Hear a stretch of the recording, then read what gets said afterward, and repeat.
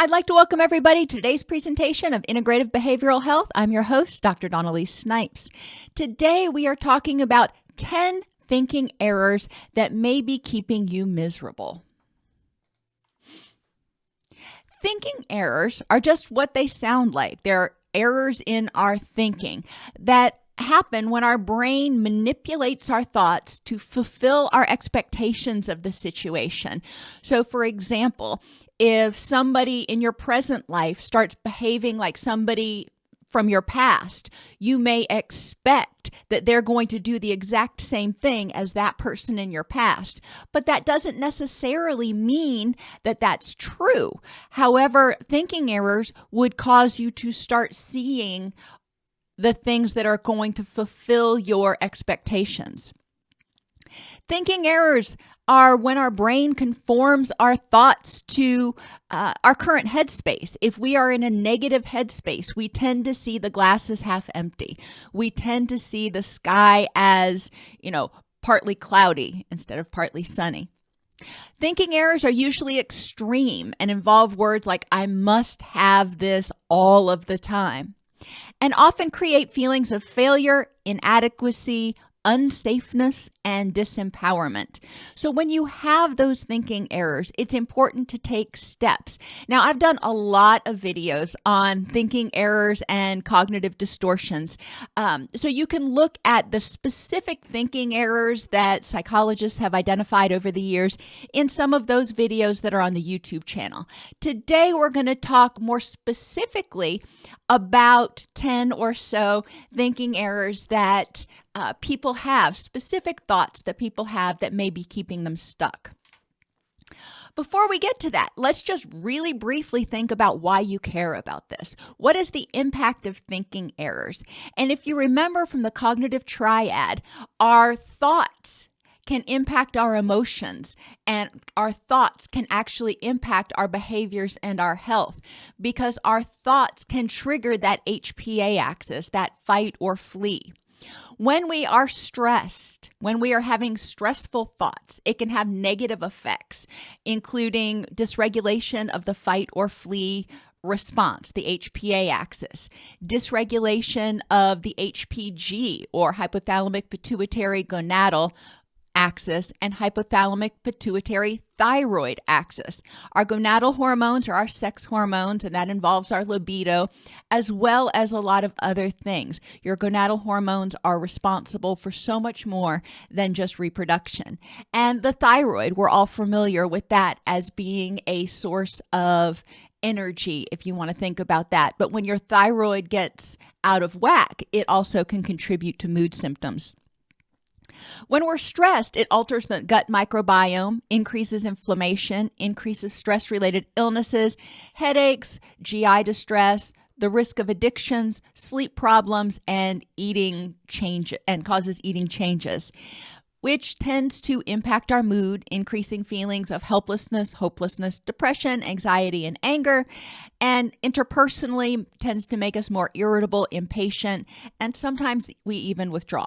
So obviously, we want to address these thinking errors. We don't want to keep feeling miserable. One of the things that I think is important is to really evaluate our beliefs in the current context and identifying those aspects that we can control and the probability that if we do what we're able to do to address the situation and improve the next moment, the probability that the worst case scenario is going to happen. So the questions that I suggest that you ask yourself, and then we'll get into the beliefs. What are the facts for and against my belief? Not what is my gut telling me, you're not going to ask yourself, what are my assumptions? You're going to ask yourself, what are the facts, the cold, hard facts? Does this belief focus on one aspect of the whole situation? Does it seem to use thinking errors like extreme words? What are some alternate explanations? What would you tell your child or your best friend if they had this belief? What would you want someone to tell you about this belief? If you went and told your best friend, what do you want them to tell you? And how is this belief either moving you toward what is important in your rich and meaningful life or away from it? So those are the questions that you want to kind of keep at the ready. The first belief that can keep you stuck: I cannot be happy until. I cannot be happy until the people around me change. I cannot be happy until I get a new job. You see where we're going. Okay. Well, happiness in part is a state of mind. And it's important, we've talked about hardiness before, to recognize that you can have unhappy aspects of your life, but it's important to take a step back and look at your life in totality. So looking at the whole situation, not just one or two aspects of your life, to identify, are there things that are going well? It's also important to recognize that your thoughts and your perceptions of a situation can impact your mood. If you choose to see the negative, the scary, the downtrodden, then of course you're probably going to feel that way. So are there ways that you can perceive this situation as, instead of a failure, a learning experience, instead of a travesty, as an opportunity to grow? So you can choose to address your thoughts. Now, obviously, when you're unhappy, feelings are natural. That is your body's way of releasing energy. When you have distressful feelings, your body's way of releasing energy to say, hey, there might, emphasis, underscore, italicize, might be a problem. Use this energy to check it out. Based on my prior learning, my prior experiences, I think that there might be something that's amiss here. But your brain does not necessarily know. It's going on prior learning. It's not taking into account necessarily all of the facts in the current situation. So it's important to recognize that when you feel a feeling, it's important to check that feeling out. Make sure there's not a threat. Make sure you're safe. Once you're safe, then focus on, instead of focusing on all the ways that you're disempowered, focusing on all the ways that you can be empowered to learn from, grow, use your strengths to address this situation. Thought 2, it needs to be perfect, whatever it is, or I must be perfect in order to be loved. Well, all right, what are the facts for and against that belief? What are the facts that say that something or someone needs to be perfect in order to be lovable? And I would just jump down to this other question here. If your child or your best friend came to you and said, I need to be perfect in order to be loved, would you tell them, yeah, you're darn tootin', you need to be perfect? I'd hope not. So really consider whether you're using logic and you're using facts. What are the facts that support that lovability is tied to perfection? Look at some of the people that you admire, whether they're celebrities or people in your neighborhood, people at your church, people in your family, whomever. People that you admire, people that you love, people that you care about. Are they perfect? And I'm going to go out on a limb and say no. I really believe in my heart of hearts that there is no such thing as a perfect human being. However, are they deserving of love? Are they deserving of respect and caring? Okay. So if they are, then why is that not true about you? So really checking that and rephrasing it. Instead of saying, I must be perfect in everything that I do, you see those are extreme words there. Saying to yourself, I must do my best in the things that I do. Okay. Does your best mean perfection? No. But in recovery, a lot of times we talk about progress, not perfection. I would also underscore the fact that even if you're not perfect, even if you aren't doing your absolute best all the time, does that mean that you're not worthy of love? And it's important to recognize that. It's important to recognize that people are worthy of love, because they're human beings. Not everybody's going to be on their A game all the time. Not everybody's going to be able to give 110% all the time. But does that detract from their lovability, their acceptability, their worth as a human being? And only you can decide that. But you want to look at what are the facts that say that if you're not perfect or doing your best 100% of the time, that you are not worthy. And I don't think you're really going to find many supporting facts for that. So restating things can be helpful. Things are either right or wrong or good or bad. Well, when we think dichotomously, it really can help keep us miserable. So we think that somebody is either a good person or a bad person. Again, I would say let's look at the facts. If you're saying this person is a good person, let's look at the facts supporting that. Let's look at the facts. Are they perfect? Are they always good? And my guess is you're going to find the answer to be no. We can be good most of the time. You can be a mostly good person. But I dare say the majority of people are not perfect people, are not good all of the time. So it's important to recognize that you can make mistakes and be lovable. You can make a bad choice. You can hurt somebody's feelings and still be lovable. Occasionally you may do it. You can make amends for it, those sorts of things. But cutting yourself some slack and being willing to embrace the dialectics, being willing to embrace the middle ground, recognizing that people can be good and do things you don't like. People can be bad, just really rotten to the core and do things that you do like. And that can be, kind of confusing. So it's important to look at the situation, not overly globalize. If you're in a job that you like, and I think I talked about this yesterday, sometimes there are going to be things at your job that you don't like. And does that mean that your job is bad? No. It means that 90% of your job you absolutely adore. And 10% of your job, you really don't like. If you're in that framework of having to categorize as all good or all bad, what do you do with that? It makes it really hard. If you embrace the fact that virtually everything has good and bad aspects, and you can choose to accept things as they are, it relieves a lot of energy. I should be feeling. Well, you know what I think about shoulds. When you are feeling something, when you are doing something, when you are thinking something, that is what you are feeling, doing, or thinking. It is what it is. Who tells you what you should or should not be thinking? What are the facts telling you you should be thinking, feeling, or doing something different? When you say, I should be feeling, I should be unhappy about this situation.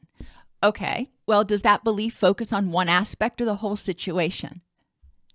Does it seem to use thinking errors? Well, shoulds are a thinking error because it's saying, based on what other people tell me or what other people have told me in the past, I should be feeling this way. It's discounting your own thought process in the present moment. I don't like shoulds. It's important to back off from that. When you notice yourself saying shoulds, and we'll go with feeling, instead of saying I should be feeling, stepping back and saying I am feeling. And recognizing non-judgmentally how you're feeling, and then deciding based on the facts in the current moment, what is the next thing that you can do to improve the next moment.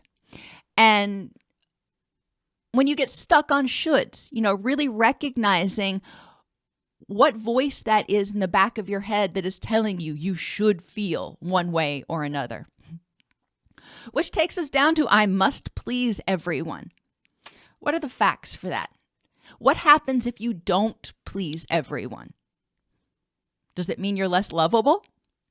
Does it mean that some people may get, snitty for a minute? Well, maybe. But what does that mean about your lovability, your acceptability as a human being? What does it do to you if you focus on pleasing everyone else all the time and don't focus on what your thoughts, wants, and needs are? Who told you that you must please everyone, and do you believe them? Do you think that that is actually true? Would you tell your child that they must please everyone all of the time? And if you do, why are you doing that? What are you trying to communicate to them? And what standard does that set? If they don't please everyone, what's going to happen? And is that based in fact? If they don't please you, and if you're a parent, you know that there are going to be times that your kids don't please you. Does that mean you don't love them anymore? There are going to be times when your friends don't do whatever you want them to do to please you. Does that mean that you don't love them anymore? If someone does not, what others think is more important than my own opinion. Well, that kind of goes back to I must please everyone. Who told you? Let's go back to the facts. Where did this come from? Who says that what others think is more important than your own opinion? What are the facts telling you that that is the God's honest truth? What's going to happen if you assert your opinion? What are the facts? What do you know for a fact is going to happen if you hold on to your opinion instead of accepting others' opinions or holding others' opinions up above yours? And it's important to recognize that there's a difference between being willing and able to hold on to your own opinion for yourself versus forcing or trying to force your opinion on other people. So recognizing that it is, in general, important for you to have your own opinion. Now, if you were raised in a household where someone had borderline personality disorder or an addiction, you were often taught don't talk, don't trust, don't feel. And you were also taught don't have your own opinion, which kind of goes along with don't think. But it's important once you are out of that situation to ask yourself, what is more important? What others think or what I think, and living authentically in my own self? Again, what would you tell your child? Would you tell your child that other people's thoughts and beliefs are more important than theirs? Would you tell that to your best friend? Number 7, if someone does not like me, it must mean that there is something wrong with me. All right, back to the questions again. What are the facts for and against this belief? If somebody doesn't like you, are there any facts that support the notion that there's something wrong with you? You may fear there's something wrong with you, but that's an emotion. What are the facts that there's something wrong with you? What are the facts that there's absolutely nothing wrong with you? Does the belief focus on one aspect or the whole situation? Well, if somebody doesn't like you, are they focusing on one aspect of you or the whole situation? If someone doesn't like you, are you focusing on, what everybody thinks or just what this one person thinks? In recovery, again, one of the things that we talk about a lot is if there's something that you don't like in someone else, it's often, not always, it's often a reflection of something you don't like in yourself. So if you are being triggered by someone else, check that as maybe a mirror of something that you don't like in yourself. There's also the possibility that you remind them of something or someone from their past. Has nothing to do with you. But when they see you, it triggers those memories and triggers those unhappy feelings. A lot of times, my point being, a lot of times when people don't like us, It has more to do with them than it has to do with us. So check your facts, check the situation, check your beliefs about, what would you tell your child? Are you going to tell your child that everyone must like them all the time? Are you going to tell your child or your best friend, if somebody doesn't like you, it must mean that you're broken or not acceptable? I just can't imagine a world when you say that. I can't wrap my head around saying that. So I wonder why we say it to ourselves. A lot of times, I think we do because we don't understand. We're looking for an alternate explanation for why this person may not like us, but we may not have the knowledge about transference and past experiences and reflection and all that stuff I just talked about. So it's important to think, why must this person not like me? Are there any alternate explanations that have nothing to do with me? Number 8, I know what other people think. And mind reading is such a toxic belief. If your significant other comes home and they're in a mood and quote unquote, why they're mad or why they're in a mood, that sets you up because you are using emotion-based reasoning to assume you know what they're thinking or what they want. So go back to the facts for and against the belief. We'll stick with that scenario. The significant other comes home, they're in an awful mood. Does the belief focus on one aspect or the whole situation? Focuses on one aspect. Significant other came home, they're in a bad mood, so I'm going to start making all these wild assumptions about why it is and what's going on. What are alternate explanations? You may jump to one conclusion or explanation for why they may be acting, reacting, feeling that way. But what are some alternate explanations for why that may happen? Maybe you assume that they're angry with you because the house is a mess. Who knows? Maybe they are in a bad mood because they got a flat tire on the interstate on the way home, or they got called into their boss's office and got chewed out for something. There are a lot of reasons why somebody can be in a bad mood that have nothing to do with you. So it's important to communicate instead of assuming you know what other people think. Ask, talk, listen, and asking the questions. I see you're really upset. Would you like to talk about it? Or what is going on that's keeping you, that's making you this upset right now? Asking and then listening to what they have to say is going to get you a lot further than assuming you know what's wrong. Number 9, nobody understands me and I am all alone. Well, that could be true. What are the facts for and against your belief? It may be true that nobody in your closest inner circle that you've maybe chosen to share something with understands what you're going through. That's possible. But is it true that nobody anywhere understands? And likely, the facts for that are not true. Whether you're dealing with grief or, you got a diagnosis of some sort of disease that you are coping with, or, whatever the case may be, you're having a crisis of faith. Certain people may not understand. That's true. But to say that nobody understands is going back to assuming you know what other people think, assuming that you are that unique.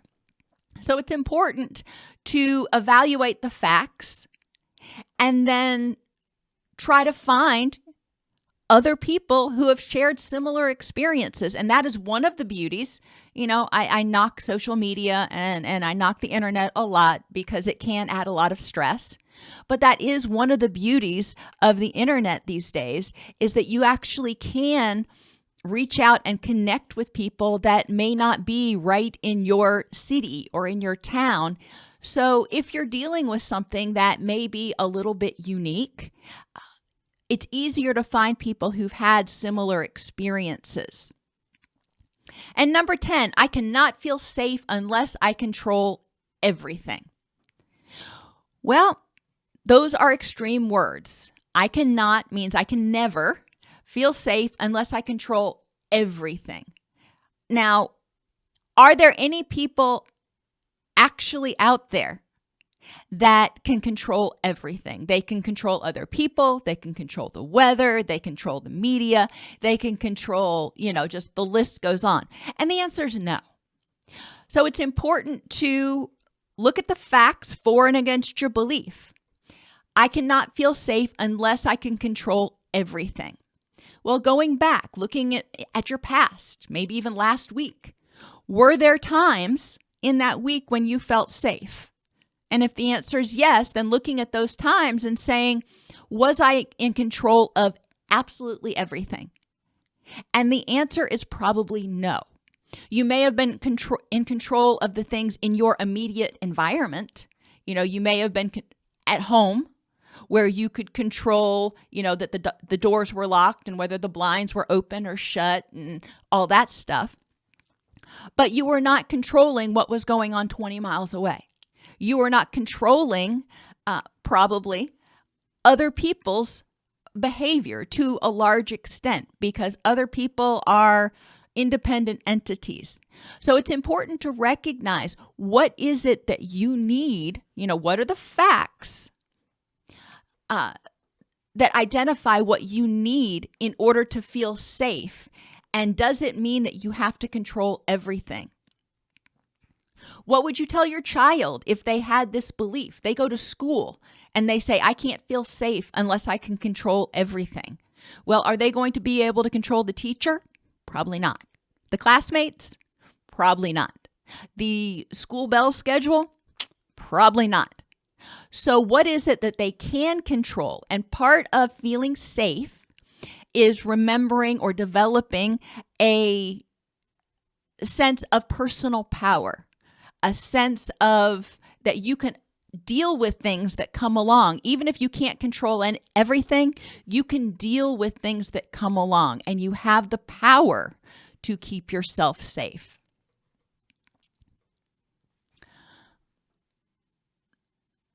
Again, when you're evaluating, when you start having thoughts that are contributing to distress, especially, it's important to just stop, and the exact nature of the, quote, what we call cognitive distortion or unhelpful thought, whatever you want to call it, the exact characteristic of it, whether it is all or nothing thinking or overgeneralization or any of those that I've talked about in other videos, is not as important as just looking at the thought itself and saying, in this context, at this point in time, what are the facts for and against my belief?